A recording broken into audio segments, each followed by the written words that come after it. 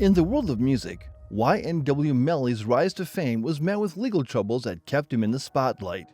But nothing could prepare fans for the shocking events that led to his trial for first-degree murder charges. With the death penalty on the line, the court reveals disturbing revelations about the rapper's alleged involvement in the deaths of two close friends.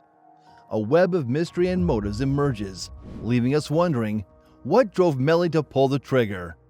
1. YNW Melly murder trial. YNW Melly is a 24-year-old artist whose life took a tumultuous turn due to alleged gang involvement and legal troubles. In 2019, he faced first-degree murder charges related to the deaths of two dear friends, a crime that shook the music world. Fast forward to June 2023, and the long-awaited trial has finally begun, peeling back the layers of this dark and enigmatic case. The courtroom has been filled with revelations, leaving observers astonished and perplexed. Despite fervent claims of innocence and attributing the tragedy to gang-related violence, the evidence against YNW Melly has been compelling. Forensic experts testified to contradict his initial narrative, presenting proof of his involvement in the shooting. Also, revelations of financial disputes among the involved parties and peculiar behavior during the trial have only deepened the mystery. 2. The crime.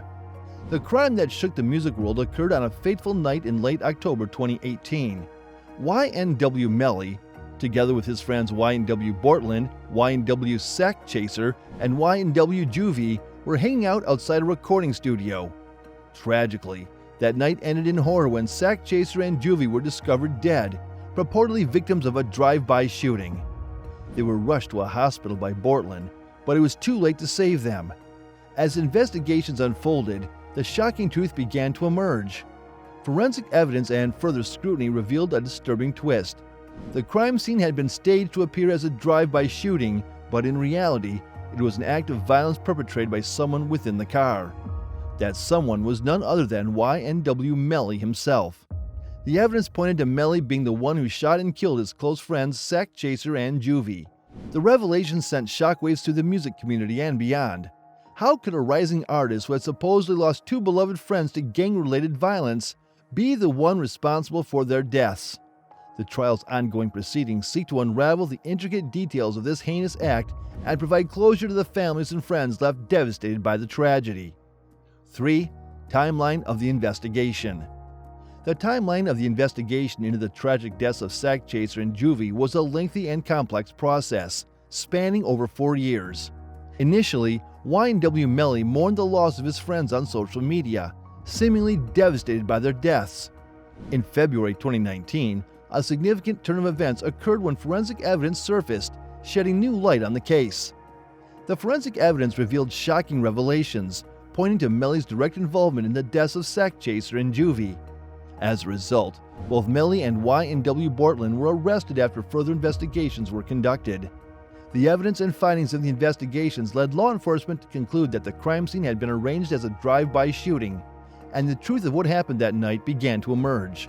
The subsequent arrest of Melly and Bortland marked a pivotal moment in the investigation, setting the stage for the trial that commenced in June 2023. 4. YNW Melly's defense. Throughout the trial, YNW Melly vehemently maintained his innocence, asserting that the deaths of his friends were a result of gang-related violence rather than his own actions. His defense consistently argued that the prosecution failed to provide substantial evidence directly linking Melly to the alleged murder. Melly's lawyer strategically highlighted the lack of concrete evidence connecting the rapper to the crime scene, attempting to create doubt in the minds of the jury. The defense emphasized that the prosecutor's case relied on assumptions and circumstantial evidence, without any definitive proof of Melly's involvement in the shootings. As the trial progressed, Melly's defense team worked tirelessly to challenge the validity of the prosecution's claims, aiming to establish reasonable doubt in the minds of the jurors. The defense's strategy played a crucial role in shaping the narrative surrounding the case and influencing the final verdict. 5. Shocking details revealed in court.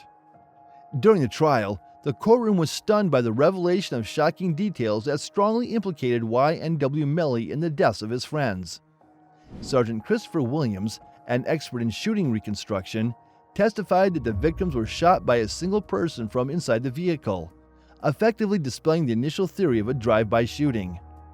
This revelation directly contradicted Melly's previous claims and further implicated him in the crime. Compelling forensic evidence emerged when Melly's DNA was discovered on the door handle near the passenger seat of the car, raising questions about his exact location during the shooting. This evidence indicated that he had physical contact with the vehicle at the time of the incident. Phone data presented during the trial also played a crucial role. It showed that Melly was present with the victims merely 15 minutes before they were brought to the hospital by YNW Bortland. This evidence challenged Melly's timeline of events and suggested a much closer proximity to the victims around the time of the shooting. Adding another layer of complexity to the case, a wrongful death suit filed by the victims' families uncovered a financial dispute between YNW Melly and his friends. This revelation introduced a potential motive for the crime, painting a darker picture of the relationship within the group. As the trial continued, these shocking details not only exposed the inconsistencies in Melly's account, but also raised compelling evidence suggesting his direct involvement in the tragic incident. The courtroom was left in suspense as the case unfolded, awaiting the final judgment that would determine the fate of the rising young artist. 6. Melly's behavior during the trial. Throughout the trial, YNW Melly's behavior in the courtroom drew significant attention and speculation from observers. On several occasions, he displayed peculiar actions, such as praying with his eyes closed and blowing kisses to the gallery. These actions seemed contradictory to the seriousness of the charges he was facing, leaving many puzzled about his demeanor. Adding to the mixed reactions, Melly was also observed laughing and joking with his lawyer during breaks in court proceedings. This behavior raised eyebrows, as some interpreted it as a coping mechanism to deal with the stress of the trial, while others perceived it as inappropriate given the gravity of the situation. These actions, combined with the weight of the charges and the shocking details revealed in court, contributed to the complexity of the trial. 7. Potential implications for YNW Bortland. The upcoming trial of YNW Bortland carries significant implications for his legal situation and potential outcomes. As the driver during the incident where YNW Sack Chaser and YNW Juvie lost their lives, Bortland's role in the events leading up to the shooting has been a point of contention. Bortland's defense, as stated by his lawyer, appears to be centered around the assertion that he was merely the driver and not directly involved in the alleged crime.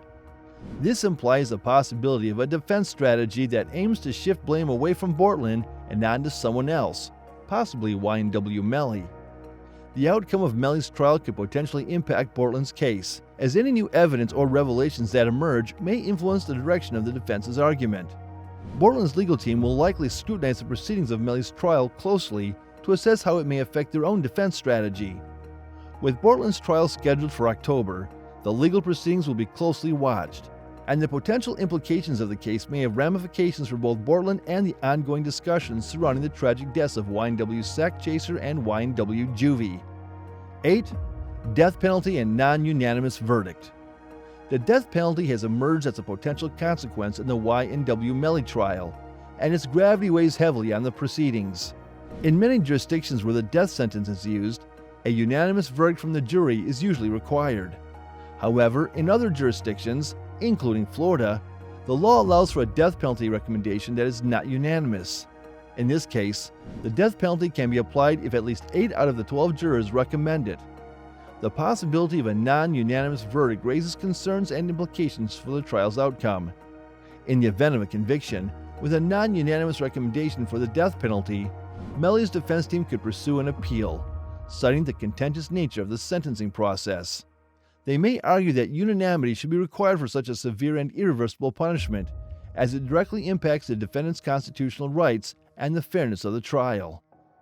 The question of whether the death penalty should be applied and under what conditions remains a highly contentious and emotionally charged topic in the criminal justice system. Thank you for diving into the tale of YNW Melly's trial. If you found this information intriguing, don't forget to like, share, and subscribe to the channel. Meanwhile, thanks for watching.